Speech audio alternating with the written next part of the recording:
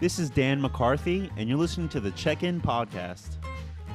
Hello, everybody, and welcome back to Check-In. Before we get started today, I want to thank everyone who has listened to the last few episodes of the podcast. I've gotten a ton of messages and a lot of emails from so many travel industry people who have listened, and I just want to say I truly appreciate all the kind words. I heard someone describe 2020 as the year of the social recession, and I think that's probably a great way to put it. The conversations that I've been fortunate enough to have on this podcast with so many people around the industry and so many of you have really been a medicine that has helped me fully come out of that kind of recession, and I hope in some small way they can do that for you too. For this episode, my guest is Chris Austin, the current Chief Sales Officer for Explora Journeys, the new luxury cruise brand from the MSC Group. I first met Chris when he was at Seabourn as Senior Vice President of Global Sales and Marketing a few years ago, and I thought about him a lot in the early stages of COVID. He was one of the last industry people I had a face-to-face conversation with prior to the pandemic really taking hold here in New York.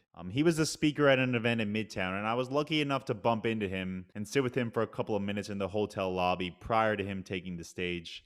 It was just a couple of minutes, but it was a time that I revisited in my head quite a lot during April and May 2020, simply because it was the last of those pre-COVID conversations, the last conversation I had prior to the world being turned upside down. Chris has always stood out in my mind, not only because of his success in the industry, his career spans more than 30 years across multiple suppliers, 2 continents, 3 states, and a lot more, but because he's been able to achieve that success, including being incredibly well-dressed along the way and taking incredible care of his personal relationships. We talk about those things during this episode and touch upon his recent move from Seattle to Miami and his youth growing up in a fairly rural part of England.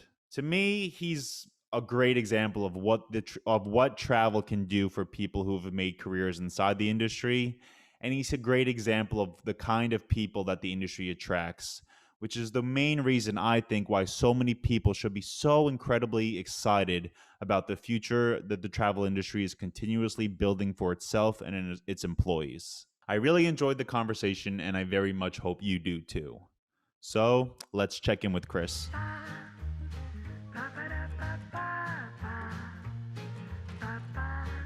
Hi, Daniel. How are you? Good. Nice to see you. Nice to see you too. How you doing? Good. How are you? How's you're in Miami now, right? Yes, indeed. So when you're coming down here at some point, we'll have to catch a drink or dinner or lunch or something. Yeah, back in Miami, fully settled now in our home. So all good. And you were in Seattle before that when you were over the past few years, right? Yes, 4 years in Seattle. So my life in North America has taken me from New York to Miami to Seattle and back to Miami. Yeah, I wanted to ask you. I mean, it doesn't seem like you could have a bigger move, like in comparison of how different 2 cities are in the U.S., in the continental U.S. at least, than Seattle to Miami. Daniel, that is so true. I mean, people when I moved from Miami to Seattle, people were saying, "Why are you doing this? Because isn't the 2 places completely opposite?" And I go, "Yeah, well, but the job opportunity is, sort of too good to turn down." And actually, Seattle and the Pacific Northwest is a beautiful part of the United States. I then paraphrase that by saying for 3 months of the year. So, I left England for a reason. And, it's June, July, August when the Pacific Northwest is stunning and the sun shines. It's actually pretty hot. The lakes are wonderful, the trails, the walking, the scenery. But then the other 9 months of the year, I mean, basically it does rain and it gets a little monotonous, Yeah. But there's a good culinary scene, people are very friendly. There's a lot of affluency there. It's just very understated, sort of, with people. But anyway, we had a great time. But, always loved Miami and happy to be back, actually. Yeah, I'm very anxious. I haven't been down to Miami since maybe 2019, all those conferences in 2019. So I'm very anxious to get down there. And I mean, No, you must. Florida's. You'll see a difference. I mean, my goodness, we came back. The first year we came back 6 times, and then I think second, third, fourth year, we came back a few times to see friends, and we, of course, as you just said, you come back because Miami is a pretty popular place for meetings, and there's some excellent partners down here, travel partners, etc. But my goodness, how things continue to change. If you take a 4-year window and sort of think, what was, we're living in Sunny Isles Beach, and you think, well, that wasn't there 4 years ago, and now there's like a 60-story building. It's just incredible, really. The city continues to grow. Yeah, so I mean, I don't want to stay on the subject for too much longer, but what would you miss about Seattle? I mean, I know you've been to Miami before, and I mean, 4 years in Seattle is like a college degree in Seattle. I mean, what are you gonna Yes, I graduated and then I ran exactly? What are away. you gonna miss the most about Seattle? I was a typical student, Yeah. unless you were working for Microsoft or Google or I mean, Boeing's Expedia. up there too, right? Boeing, Yeah. exactly. No, I mean, you always miss people, don't you? You miss friendships that you make, and it's definitely harder at my mature age to meet lots and lots of people. But we did have some excellent friends and some great neighbors, and so you always miss that. And then I think as I say, the beauty of the summer. I mean, it is absolutely spectacular. It really, really is stunning.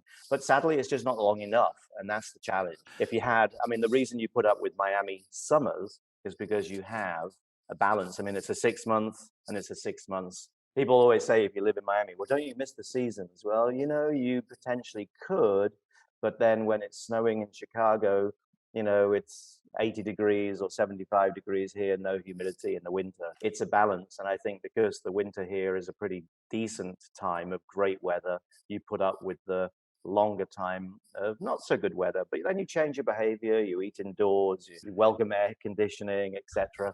And I think that's the challenge to me at least, with the Pacific Northwest. It was the summer just wasn't long enough. And so then when it disappeared, it was like Labor Day came and suddenly the weather gods took the weather away. And you're like, oh yeah, we're not ready yet. So, Yeah. it's like, can't we keep going out on our neighbor's boat and keep having fun on the lake and etc. barbecuing?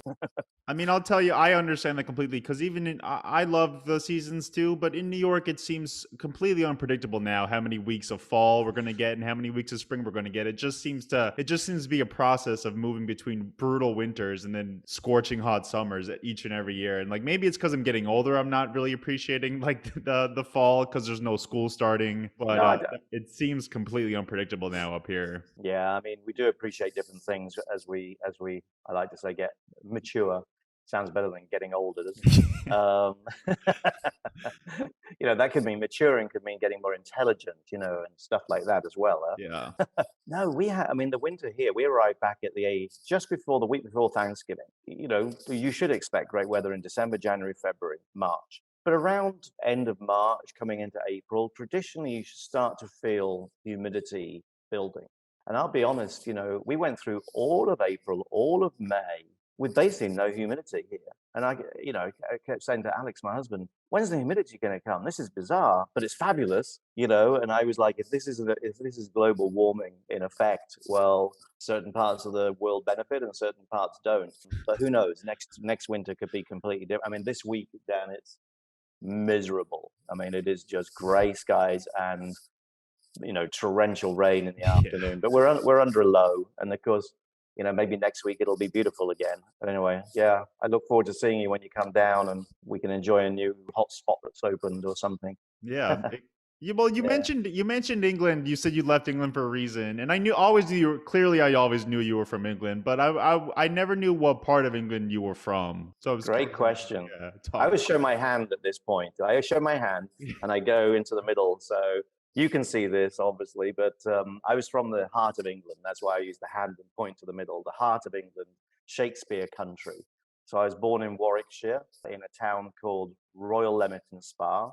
It's Queen Victoria that dubbed certain towns royal because of their spas. And I was born there, but then grew up in a town called Kenilworth, which had a stunning ruin of a castle. I used to love history, and I always, we went and walked around the castle a lot, but it was a ruin because Oliver Cromwell decided to just destroy a number of castles to show his might, not because he was fighting any particular battles. He would just destroy them to sort of pump his chest and show, his adversaries how strong he was, type of thing. But anyway, beautiful rural, town that's probably now more of a maybe a small city as everything grows up. But it was a great part of England to live in, very close to Stratford-upon-Avon. So I always draw reference to that. When people say, "Oh, I don't know where, Leamington or Kenilworth," I said, "You probably heard of, Stratford-upon-Avon, Will Shakespeare." They go, "Yes, of course I have." I said, "Well, you know, that's the whole part of England where I grew up." But I went to university down in Bournemouth, actually, Bournemouth University, and I studied a Bachelor of Science degree in hospitality management. And I have to, Bournemouth's on the south coast. Is that yeah, correct? yeah. So it's about an hour and 20 minutes away from London, unless the sun is shining and it's 80 degrees in the UK. And then that drive can take you 4 hours, because basically halfway down you hit a traffic jam, because everybody's going to the south and they're beautiful beaches. I mean, it's golden sand, like Brighton, which is the closest resort area to London, is all pebbles, it's all stony beaches. But Bournemouth, Dorset, Hampshire, it's all really golden sand, and it's a beautiful place when the sun is out again. Yeah, it was interesting. I saw some photos from the G. I know the G7's happening in England this week, and they were on all the diplomats. They were on a beach, and it looked like almost like a tropical place. And I think Yes. England gets this reputation for being this sort of dreary place, and of course it is. But there's also sort of gems on the coast and things like that. Definitely, when the sun shines, the gems really shine. And England, a little bit like the Pacific Northwest, but in fact very, very similar. If England could only have more sun days, in fact, one of the reasons I chose Bournemouth, because I could have gone to Strathclyde University, which is actually Glasgow, Scotland. I could have gone to Surrey University, which is close to London in obviously the county of Surrey, or I could have gone to Bournemouth University. And I chose Bournemouth because I thought, well, Glasgow doesn't have any beaches. Surrey is landlocked as well and doesn't have any beaches, but Bournemouth does. So I could actually do some revision on the beach, perfecting my tan, and that really was the driver. I actually also realized there was a little bit of me that said, you know what, why not study hospitality in a city that is driven by hospitality? So, in the summer months from Easter to October, really, Bournemouth and that part of the coastline is an incredibly popular domestic holiday destination, whether people are driving caravans, which is what the British call motor vehicle homes sort of thing, or whether they're staying in bed and breakfast, or they're staying in, anything from 2 to 5-star hotels. There's a lot of demand. And it really is. I mean, if the sun shines, you really get a true vacation feel, and there's a true vibe. And that's why I said, you know what, I'm going to study hospitality. I might as well be in a location where it's sort of all around me, Yeah, I imagine Miami has a similar feel almost. That there's a lot of people flocking to Miami for specific reasons that are like in the hospitality sector, in the tourism sector, things like that. Oh, completely. There is a sense of reward, I think, living in a destination such as Miami, or any destination where people do have a motivation and a desire to travel for their own personal free time. Free time is one of the most valued things we all cherish. It's a luxury, actually, and how you utilize that free time, truthfully, I think is as a luxury, and it's very personal. And you meet with friends, you meet with loved ones, etc. So I think the reward I get of being able to live in a destination location, which is where others wish to come to, I think is great. And it keeps me connected with quite a few of my British friends, because they're always like saying, "Can I come and visit?" And I'm like, "Yeah, you can come." And then I say, "For how long?" And they're like, "Well, 2 weeks." And I'm like, "That's a long time." But you understand why people want to come through. And then, of course, for me, Miami is it's great to be here, because it is the global capital of the I like to call it, me, Dan, I like to call it the ocean resort industry, not the C word. Well, I think this is the first time I've spoken to you since you were appointed to the new position. So belated congratulations. Thank you. Yeah, and you seem very excited about the new challenge, and you seem like, of course, like you fit great in Miami too, so I'm sure that has something to do with it. But it seems you seem very like full of energy, like speaking to you right now when you're sort of heading up this new position. And yeah, I Thank mean, you. I want to ask, what is it like to get the news and to join a project like this that sort of hasn't been developed yet, that you're part of a team that's going to create something that's completely brand new? I mean, what is that like? You know, I don't know. It's incredibly exciting.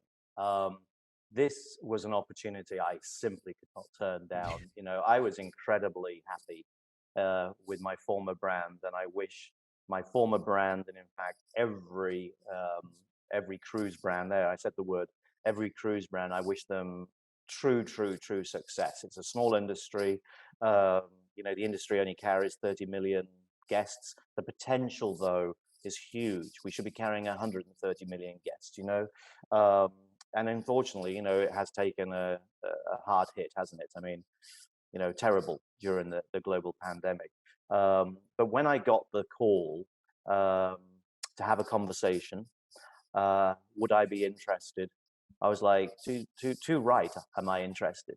Because in my belief, brand creation is the most exciting thing you can ever do. And when I was with Starwood Hotels and Resorts, I had the opportunity to actually be part of teams that again created brands. Starwood was perhaps the best custodian of brands in the world, creating brands and then differentiating them and looking after them, nurturing them, and bringing them from one single hotel or resort to a true global brand.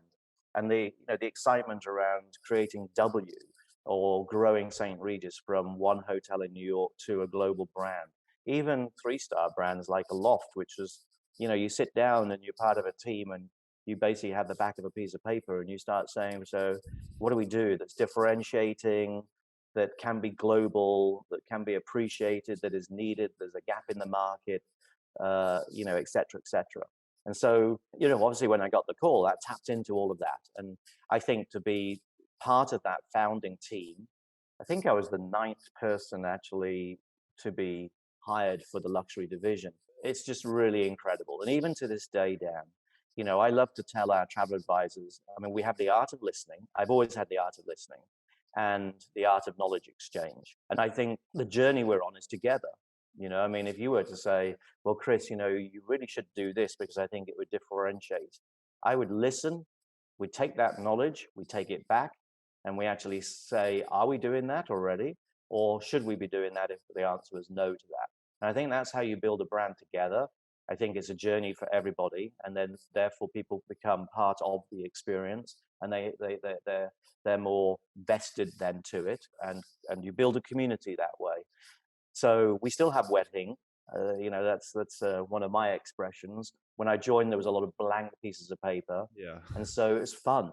I mean, it's been so joyful in the sense of saying, okay, so Chris, team, today we're going to look about what are we going to do for travel advisors, and you sit down and the piece of paper is blank and say, well, and you draw on all of your prior experience. What have you heard in the past?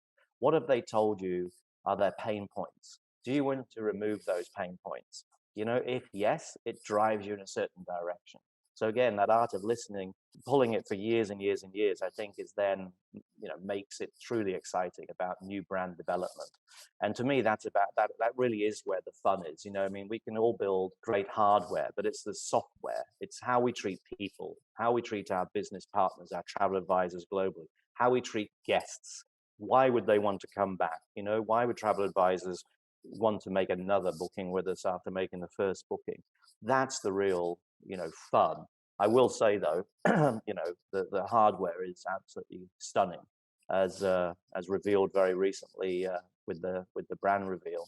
So yeah, it's ticked all boxes, and uh, I am very happy, and I think I've always been fully vested to every brand. Though you have to believe in the brand you work in, Mhm. and yes, it's easy to believe in this brand actually, and what the Ponte family and Mr. Vargo, our executive chairman, what their vision is and their passion and the energy that they have is contagious. Um, we all feel it and we embrace it, and it drives us forward. Yeah, and it's funny though you mentioned the other people on the MSC team, and I know the MSC Cruise team is a big team at this point, and it's under a bigger umbrella with the MSC Group.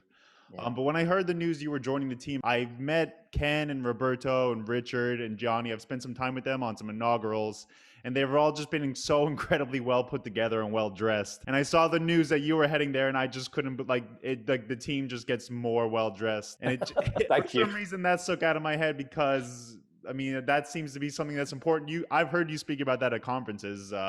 Sort of making sure you're well put together and the value of being well dressed and like a good suit. Well, Yeah. thank you, Dan. I mean, we represent the brands. We are the brand, and we're the first. In global sales, yes, and global marketing, you are the first impression that a travel advisor will have. Maybe one of their clients will have actually of the brand.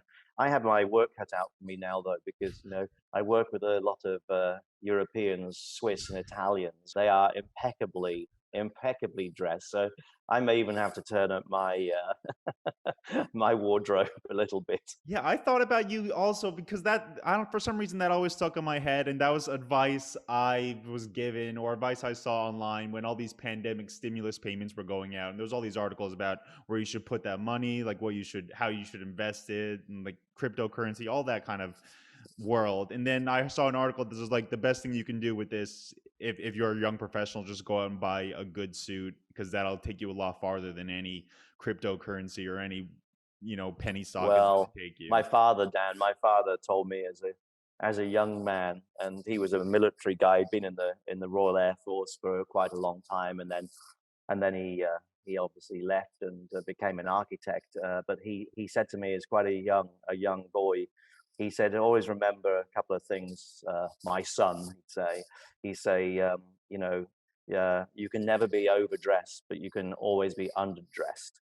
Yes. And then in another popular catchphrase of his was the clothes maketh the man, my son.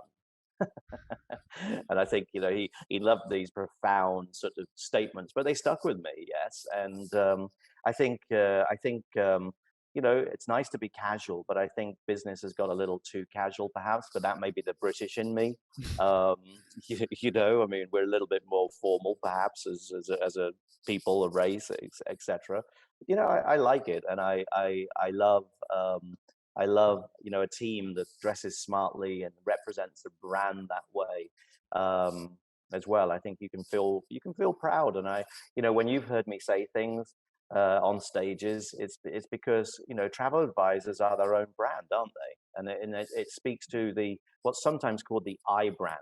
And if people sort of visually see somebody a little sloppy, it can translate that they may not even tell you what they're thinking, but they may think, well, if you're a little sloppy dressed, maybe your work's a little sloppy, or maybe you won't look after me to the level that I will want you to look after me, et cetera, et cetera. So it can have a lot of negative connotations, which actually aren't factually true. It's just because somebody dresses casually, viewed by some as maybe a little sloppy, doesn't mean that actually rolls through into their work ethic or anything else. But it's that visual language that people have to understand. And I think it's easy to throw on a nice jacket. Yeah, I mean, I think I'm on my own little journey with that. Like, I've just moved to a new neighborhood here in New York, and it's a very trendy neighborhood. So every time I leave my apartment, it seems like there's something else I need to learn about, or You've something got else. pressure on you. Yeah, there's more pressure on me. I feel like than ever before. Just trying to look trendy while looking casual. Like it seems to be two different directions, but it's something I have to figure out. Be careful, Dan. It can burn a hole in your wallet as well. Yeah. Yes. I mean, but that sounds great. That sounds great that you've moved to a new location. Yeah. Terrific. Congrats. It's interesting, isn't it, how during the pandemic, still major things have happened. You've moved your home, as many people have done. I mean, some have moved cities and moved hundreds of miles, thousands of miles. Like I did that, and some have got new jobs, which again, if you'd have said to me, you're going to have a new, wonderful, amazing position during the pandemic, I'd have probably said, oh, I'm not so sure, Dan, actually. I think we're sort of on hiatus for sort of moving around or something. But no, it's amazing what positivity has happened, as well as sadly some negativity as well. Yeah, I don't know if you remember this, but you were one of the last industry people I saw face to face before the pandemic. I saw In you in New York. January of 2020, Yeah, we at the were Valerie at Wilson. Valerie Wilson's conference, and I was keynote speaking, actually. And yes, I do remember we had a very nice chat in the lobby there, because we've known each other for quite a while. Yes, I do remember. And I remember you were, if my memory serves correctly, you were headed to Japan, and you were one of the first people I've heard mention. You said there's this virus going around, and you were a bit worried about your trip. And I never checked up on you if you actually made that trip. Good question. The answer is no. Yeah. Actually, what I made was a lot of early mornings into the emergency response center in Seattle for a multitude of days. And yes, I think it was like the 17th, 18th, 19th, 20th of January, something like those dates. And we were already seeing the Seabourn Ovation was sailing in Asia, and we had already started to see some issues. And actually, I think she was turned away probably the following week from a port in Vietnam, and the house of cards started to tumble. So my international trip did get cancelled. Actually, you're right. You had a very good memory. I was going to head to Tokyo, phase of expanding our global sales organization and actually onboarding some new team members in Asia. And we were having that meeting in Tokyo, and it did all get paused or stopped. Yeah, you mentioned that you spent a lot of mornings in the emergency room in Seattle. Is that was it you? Was it your partner? Was Oh something? no, sorry, Dan, our Oh, emergency oh, response center. So not okay, me personally. my fault. Yeah. It's the centers that you are monitoring all of your ships, and you can react immediately. You can actually you know exactly where they are, where they're operating. You can actually visually see the ships. You can actually visually even go into a specific space of a ship. You're in complete contact with the captain and obviously all the officers, and you're supporting them from home base, so to speak. Okay. So yeah, so I was lucky, actually. I mean, during the pandemic, we took our precautions, and you don't really. I mean, maybe I caught COVID at some point. I don't know, but here I am, fully vaccinated with Pfizer's vaccine, and we fingers crossed that we can all pull through this for great positivity. Yeah. Yeah, there seems to be a lot of momentum now too. I got the Moderna, so I'm on the same track you are. But there seems to be a lot of momentum too, and there right now for the travel industry, and there seems to be a lot of momentum in particular for the luxury space. It seems to be that's the people who want to spend money now, or the people who Yes. feel comfortable spending money seem to be, and the people who have missed out on these big trips that they've planned their futures around. Seem very anxious to get back on the road, and I'm curious now because Explora is a luxury brand. Is that what you're seeing? Is that what you're hearing from friends or from colleagues? Oh, definitely, yes. And I think over the last 4 months, Dan, I probably had over 100 virtual meetings with travel partners, owners, leaders, actually all under NDAs, non-disclosure agreements, etc. And we talk about business, and of course they are all seeing that release of pent-up demand. But it's not necessarily travel isn't going to immediately look exactly as it did in 2019, where I think 2019, if you wanted to fly 4,000 miles, go to beaches in Europe or visit cultural cities, I mean, obviously you just did it. Yes, I mean, you didn't have any barriers. But I think now there is a focus on closer to home. People's comfort factors are going to vary, but I think the common denominator is people want to get back to travel because it is a birth given right. It is incredibly rewarding. You can reconnect with yourself and with others. It is inspiring.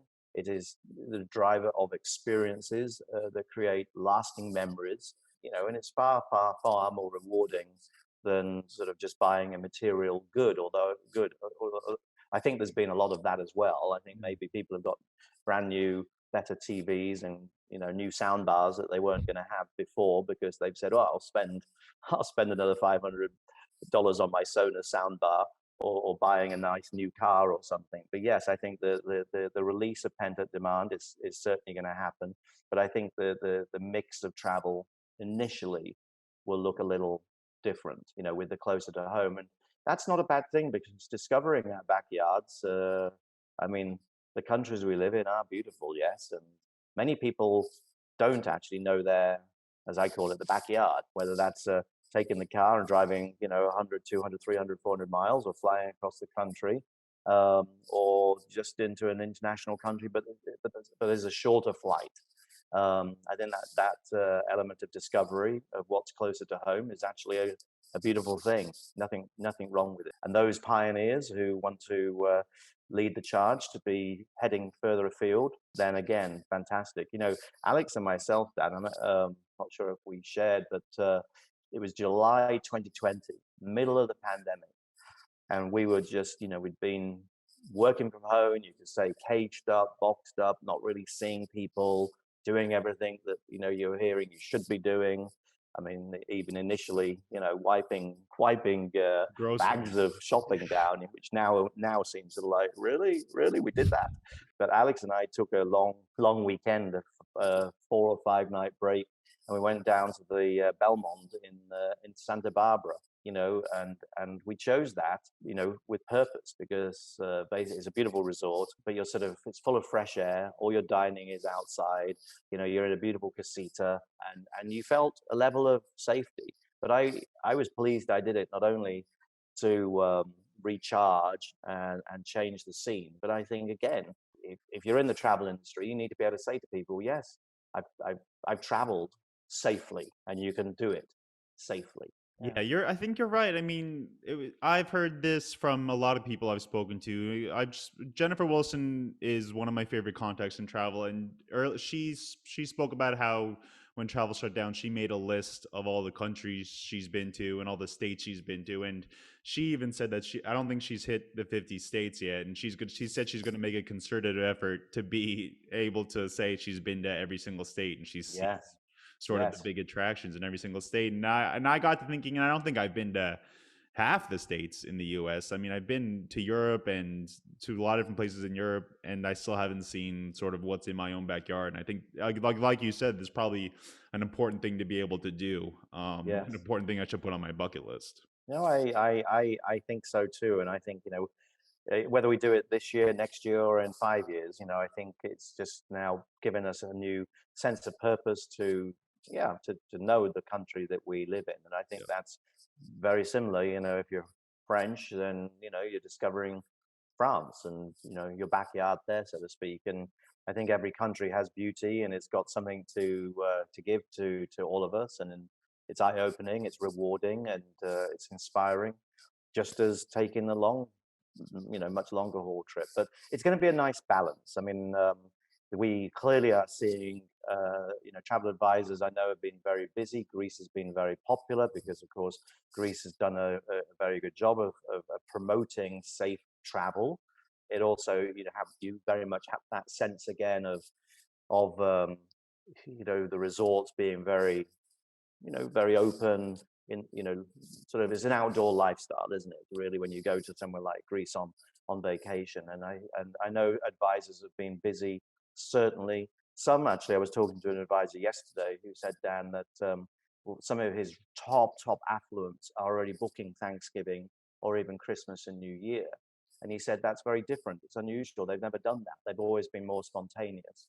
And I said to him, well, do you think it's because people need something to look forward to, and they also are reacting to what they're hearing? Like, there is big demand. So if you sit around, you might have an awful lot of money, but you may not get the top suite because somebody else has already got it. And I tell you, when I was a kid, we used to plan our holidays every Boxing Day. you don't know what Boxing Day is? It's the Is it 26th of yeah, the December. day after Christmas? I know that because the English Premier League does a lot of games on Boxing Day. It's like a tradition, Yes. and I would always watch it with my father. We would watch it every year. Chelsea and Man U or something. Yeah, Yeah, it's exactly. it's a big day. But my mother would collect all the tour operator brochures, and we would sit there eating Christmas Day leftovers, and then in the afternoon, flipping through the brochures. And the travel agencies must have hated her because she used to get sort of two or three of the same brochures, so we could be all looking at the same time. But we'd mark pages where we wanted to go. I mean, talk about a family experience, yes. And we'd do that for a couple of hours, etc. And she'd make a cup of tea, and then she'd say, "Okay, so let's see, where my sister was always first because she was older. Where do you want to go?" And then she'd say to me, "Where do you want to go?" And then to my father, and then of course her. And literally, I mean, it was like a science. It was like driven by science, Uh, we'd find out if we also had voted for the same destination, because obviously that went higher up the list then. But we basically by evening time had decided where we were going to go on our summer holiday. So again, British people, birth given right, you must take a holiday. And then on the 27th of December, because there's no shops open obviously the day after Christmas, it's a 2-day holiday. So on the 27th of December, I always wanted to go with my mother to the travel agency, and we'd sit there. I can remember it was called Carrick Travel in the town of Kenilworth. They may still be there, who knows? And we would book our summer holiday, our 14-night summer holiday, right then and there. And so that was, 7 to 8 months of lead time. And Yeah. my goodness, it was so exciting. And then we looked forward to it. I actually used to count, I think, the weeks down almost, because whether we were, and those days we were off to Spain or parts of Europe, but it was so exciting because it was international travel. It's probably one of the reasons I'm actually in this industry. I had my fourth birthday in the island of Mallorca. And so my parents were incredibly motivated with travel. They had their honeymoon in Switzerland, actually, ironically, in Grindelwald and Lake Garda. They did a 2-center holiday, and they got married in the late 50s, early 60s. And again, not everybody was going internationally to take honeymoons in those days. So no, I think I was very privileged, and I think the travel bug got into me at a very early age then as well. The biggest part of your career, and correct me if I'm wrong, you spent almost 30 years at Starwood, and Yes. then you made the transition over to the world of cruising. Ocean resorts. Ocean resorts. Yeah, so I mean, I think you answered it, but I mean, it was always a plan for you to get into the travel industry. I mean, you talked about how you studied hospitality in Bournemouth, and it was always your ambition to do something in travel. Is that right? Well, I mean, I think my early travel, when I was celebrating my fourth birthday in Mallorca, and then subsequently every year internationally, certainly planted the travel bug. But I'll tell you quickly a little story. My dad gave me pocket money, and it was, pretty common in the UK, 50 pence or something. And, you'd buy yourself your Mars bars with that, and your snacks and whatever else. So I became a teenager. So I went to my dad, my handout, and said, can I have my pocket money? He said, no. He said, "You're a teenager now, son, so you've got to go out and earn your money." I was like, "But I'm only 13, you know?" And he said, "Come with me." He took me into the garage, and he had it all set up. He had a bucket, a sponge, a chamois, and some, soap. And he said, "Go and wash cars." And I was like, "What, now?" And he goes, "No, after lunch, so after Sunday lunch, go and wash cars." And so I think I was annoyed. I was like, "God, I didn't get my pocket money. He wants me to go." So I was annoyed. So I put all my energy into this, and I went out and washed cars. And actually, I earned more money washing those cars on that Sunday afternoon than my pocket money. And I thought, this is interesting. So I did it for about a year and a half. I actually, I recruited a friend to join me, thinking, well, we can wash more cars if there's two of us. And I kept 60% of the money and gave 40% to him. Terrible, Yeah. isn't it? You I'm a, found your generally, Dan, I'm a good friend, but when money comes in, then Yeah. the upside. Anyway, so when I was then 15 in the UK, you can actually be a barback. You can wash glasses, and all of that in a bar. So I went to the 4-star, which was the best hotel in Kenilworth, And I inquired if I could, if they had a job as a bar back, and they said, yes, we do actually. But, when can you start? I said, well, Saturday. So I started to wash glasses and earn money there in the 4-star hotel in the town. When I became 16, you can actually work in a bar and you can pull pints and you can serve drinks, etc. And so I did that because I was moved from the bar back into the front of the bar. And then, of course, I was earning tips. And I was like, this is good. People would say, Chris, have a drink. And I'd say, well, not now, I'll have it later. And they go, okay, yeah, put a quid in the jar type of thing. And I'd be, making great tips. But the bug, I think, for the hospitality industry sort of got into me then. Okay. And having an older sister, Dan, she'd actually gone to university and she did a degree in, I think, in English. And when she finished, her and many of her colleagues, friends, couldn't really get jobs because they had I guess what I would call a pure degree. And so she had to do a second degree in education. And she still, to this day, still is a teacher.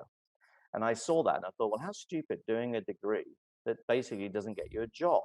Yeah. I mean, you might be in love with English, the English language and everything, but I mean, there I am, the sort of the younger brother thinking my older sister was, a bit silly. And I said to myself, I need to do a degree that gives me a job, that pushes me into a job. And I think a vocational degree, yeah? Although with my story about beaches and my selection of university, maybe it was a vacational job I was looking for. Yeah. But no, so I did. I mean, I got the travel bug. I graduated. I got my A levels, and I applied to universities to do a hospitality degree. And if you do that, you are pushing yourself absolutely into the fabulous world of hospitality, travel. So that's my little story, actually, of really why I'm doing what I'm doing. Yeah, it's interesting because I mean, I've heard so many people's stories about how they got into the industry, and it's the differences and the variety you get just speaking to people with the industry is just, I think, what makes part of travel so special and so incredible is that you're getting all these different perspectives from people all around the world who have different paths and different backgrounds, and you get to deal with them on a daily basis. And I think it's something that it's one of the biggest privileges, I think, of being in this industry. I completely agree. The industry is driven by amazing people and great talent, and that's why I say, every brand needs to be successful. Every hotel brand, every new entrant. I think the world is a big place, and there's plenty of business for all of us. You just have to connect, make sure your brand connects and has purpose, and be guest centric for your, to attract your share of the right guest at the end of the day. But I think your days are fulfilling because of the people you work with, the teams that you create around you.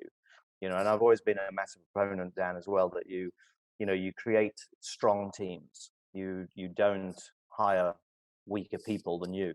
You hire people who potentially could have your job in the future, who have a passion, who have a commitment, who have energy. But that's, again, I used the word previously, contagious.